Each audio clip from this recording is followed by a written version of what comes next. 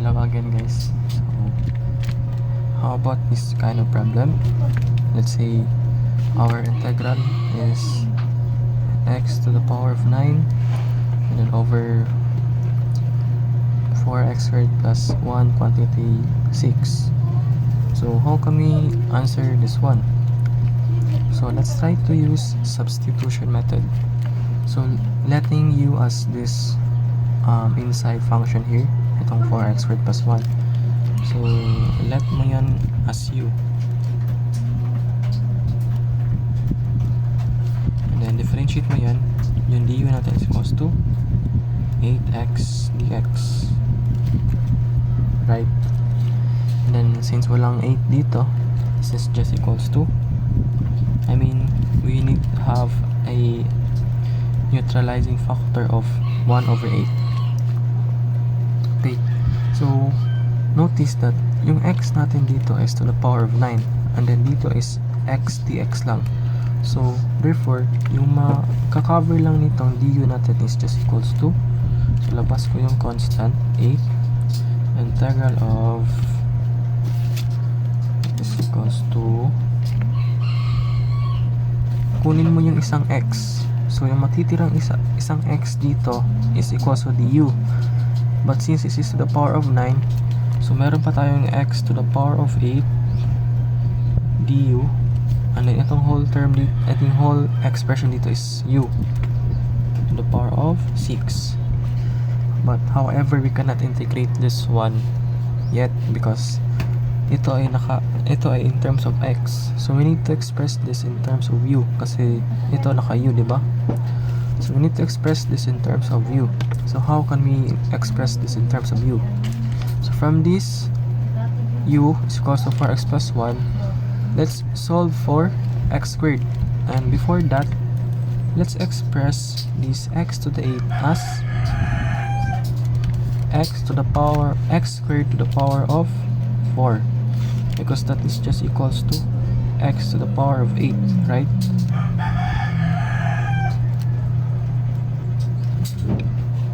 Because x squared is present here, diba? Makakita natin yung x squared dito.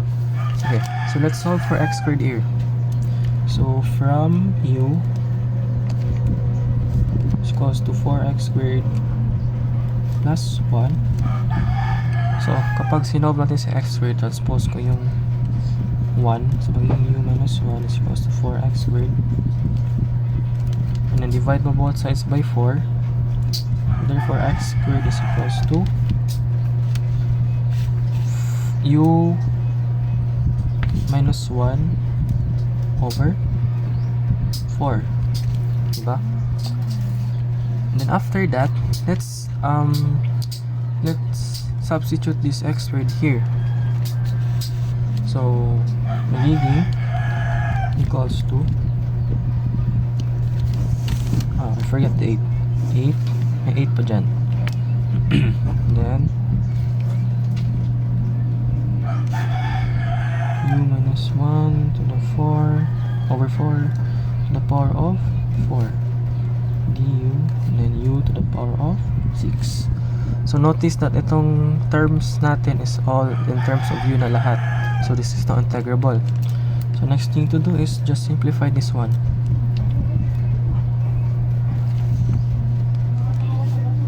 So itong nasa numerator natin, let's distribute the power, the exponent pala. So magiging 4 to the power of 4 is equals to 256. So magiging 256, and then yung sa itaas is magiging u minus 1 to the power of 4, like that. And the same pa rin dito, u to the power of 6 du. And this is complex fraction, so just take the reciprocal of this denominator here. So, and also may mali ako, hindi to 8.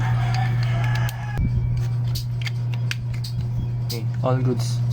So that was not 8, it is 1 over 8 pala. Okay, buti na napansin ko. Anyways, so after that, Itong constant to, labas ko na lang siya.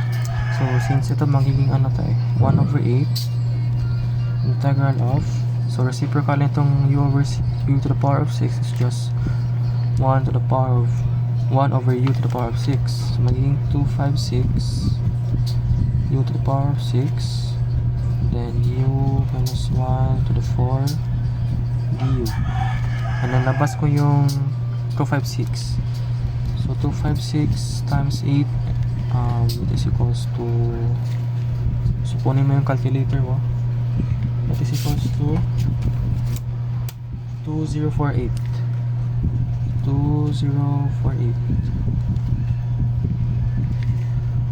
then u minus 1 to the 4 u to the 6 u. So next thing to do, we need to expand this one here because we cannot have a substitution, or best thing to do is expand mo na lang tong numerator. So expand u minus 1 to the 4. So ito medyo mataas yung power nya. So para mas madali yung pag-expand natin, let's use the Pascal's triangle, or the Pascal triangle. Diba that is equals to yung 1 1 1 1 2 1 1 3 3 1 and then 1 4 6 4, I mean 1 4 6 4 1, diba? Etc. So since yung exponent natin dito is naka power 4, so let's look at this. This is yung degree dito is 0, and ito is 1, ito is 2, ito is 3, and this is 1 is 4. So therefore ito yung magiging coefficients ng ating expansion, or kapag in-expand natin tong expression na to. So let's put, so since 1 lang to, so yung first term dyan is yung u, diba? So u, and then yung power nya is magiging ganyan, 4 3 2 1, and ito 0, or this is just a constant. So parang baliktad siya guys. So yung coefficient nya is from left to right is decreasing, but yung power nya or yung exponent nya is decreasing from left to right. So parang 4 3 2 1 0, diba? Ito is parang 1 4 6 4, and then babalik siya sa 1. So first ito, this is just 1, so u lang, but yung exponent niya is to the 4. And notice also that minus yung operation sa loob, so be careful sa sign.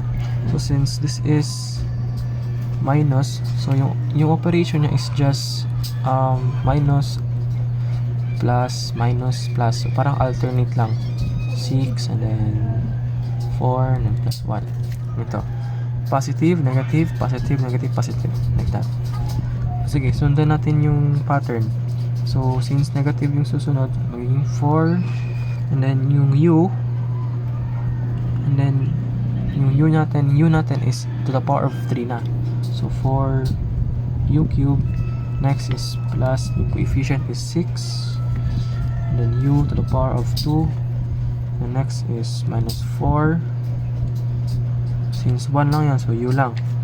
Lastly is equals to, so 1 lang to, 1 to the power of 1 to the power of 0 is just 1,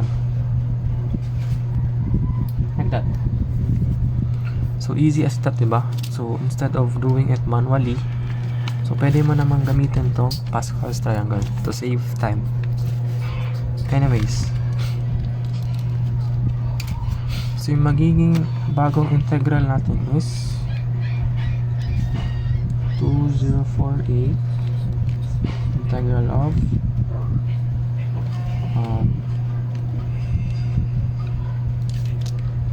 u to the 4 minus 4 u cube plus 6u squared minus 4u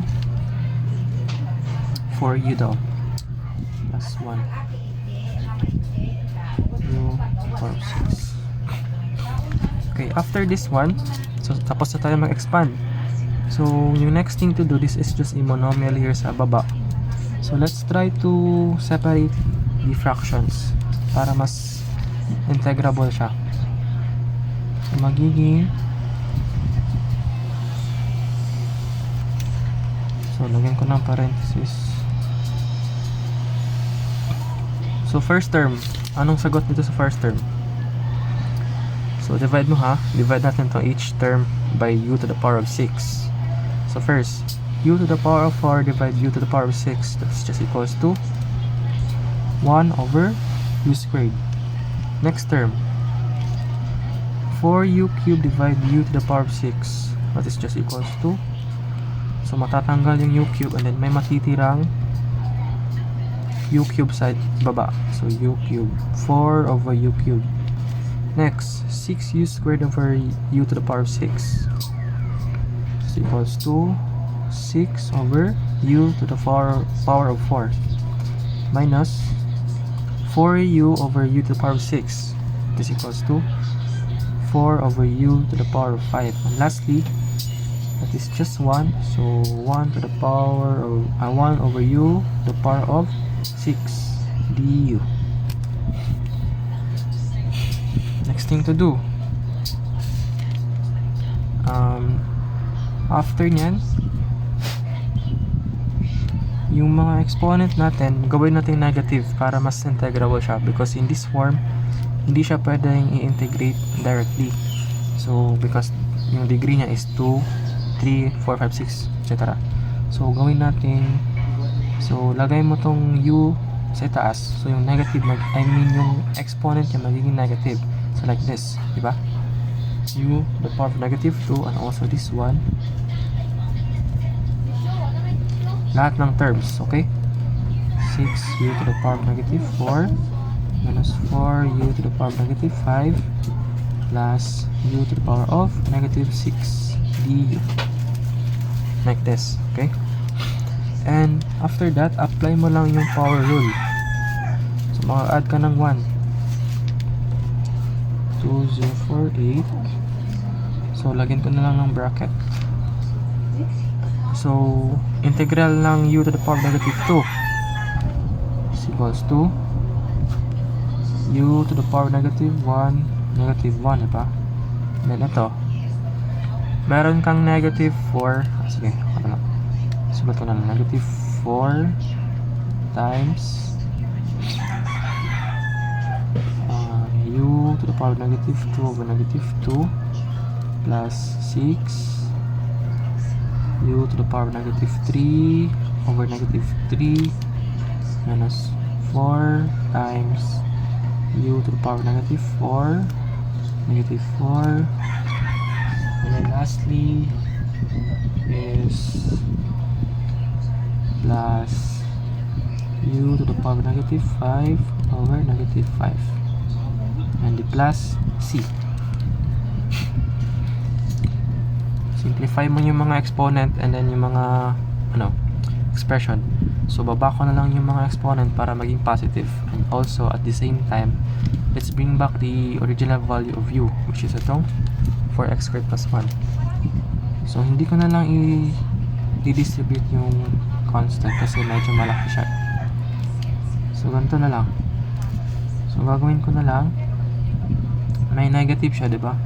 So magiging negative. So tingin ko hindi kakasya. Sige, magiging 4, wala na palang, this is just 4x squared plus 1 kasi u lang siya, diba? So magiging 4x squared plus 1. And ito, negative 2 and then negative 4. So divide mo negative 4 divide negative 2, positive 2.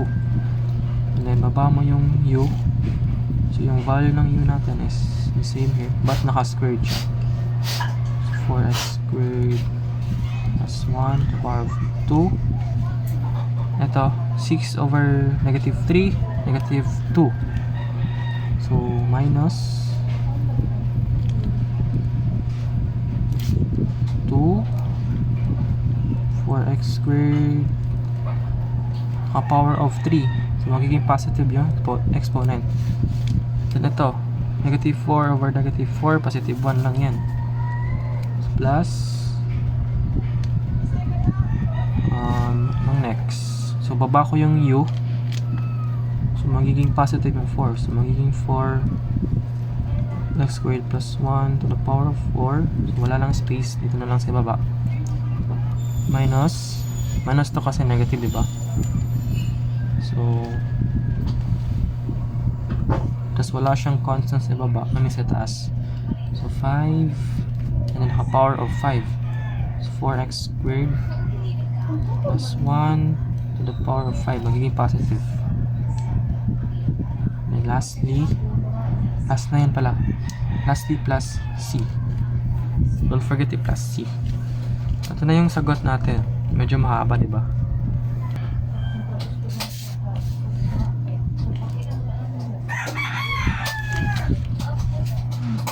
So, this is our final answer. So, let's double check the signs. Negative. Positive, negative, positive.